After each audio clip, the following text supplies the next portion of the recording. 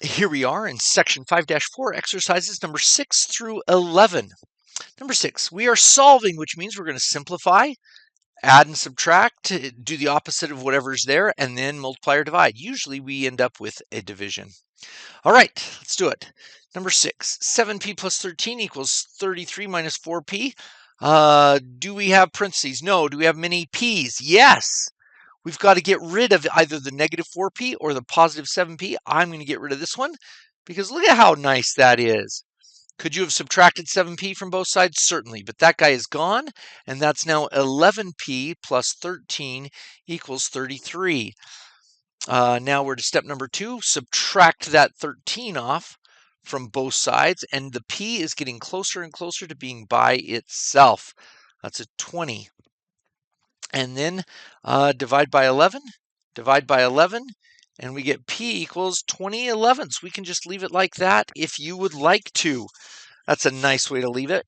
You could turn it into a decimal or an improper fraction if you wanted, but 20/11 is just fine. Kind of the preferred method in math classes. All right, number 7. Do we have any parentheses? We do. Let's take that guy, jump it in. Don't forget, it's a negative 2 that we're jumping in. That's 5n plus 48 equals 7n minus 2n plus 4. That's a negative 2 times a negative 2 is a positive 4. Do we have many n's? We do. Let's put them together. 5n plus 48 equals, on this side, we've got 7n minus 2n that can go together, 5n plus 4. And somebody will start saying, hey, something smells fishy here. It does. When you've got to get these two ends together. So if you choose to get rid of this one and do the same thing on the other side, they both get gotten rid of at the same time. So you have 48 equals 4. And that's just a silly statement to write on your paper. Does 48 equal 4? No, they're different numbers. Nope. Okay, that's where you write no solution, because there is no n that you could ever possibly put in there that would make 48 equal 4. Number 8, 5x plus minus 10 equals 7, parentheses x minus 2. Yep, we've got parentheses. Let's jump those in. 5x minus 10 equals 7x minus 14. Okay, do we have many x's? We do. We got to get those x's together. You could subtract 5x from both sides if you wanted. I'm going to subtract 7x on this one. It could work either way. So we get a negative 2x minus 10 equals, those are gone now, negative 14. Now the x's are all together. We got to add and subtract to get the x by itself. So add 10, and we get negative 2x equals a negative 4. Divide by a negative 2, divide by a negative 2, and we get x equals a positive 2. Excellent. Now let's do the other way just so you can see that it would work. If right here we had subtracted 5x from both sides, so let's put it over here. 5x minus 10 equals 7x minus 14.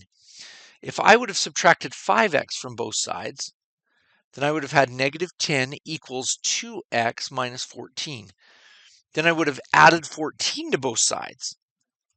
So we would have had 2x equals 4. Divide by 2, divide by 2.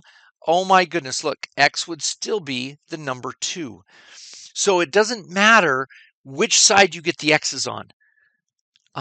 So it's your preference, whether if you always like the x's on the left, that's great, or if you want to avoid negatives at all cost, that's okay too. All right, next one, number 9. 3x minus 7 equals 12x. Do we have parentheses? No. Do we have many x's? Yes. I'm going to get this. Let's subtract 3x from both sides. We get negative 7 equals 9x. And again, you could have subtracted 12x over here and had a 0 right there. No problem. We have no addition or subtraction to get the x by itself, just the division. There we go. So x equals negative 7/9. You can just leave it like that. All right, number 10. Do we have parentheses? We do. Let's take this negative 7 and jump it in here. We get 5x minus 7x minus 21 equals negative 2x minus 21. Combine these guys on the same side. 5x minus 7x is just a negative 2x minus 21 equals negative 2x minus 21. And right there, their spidey senses will start to tingle. Teacher's doing something here. Let's keep going. Let's see what happens. Are there many x's? There are. Let's get rid of this guy. Make sure you do it to both sides of the equation.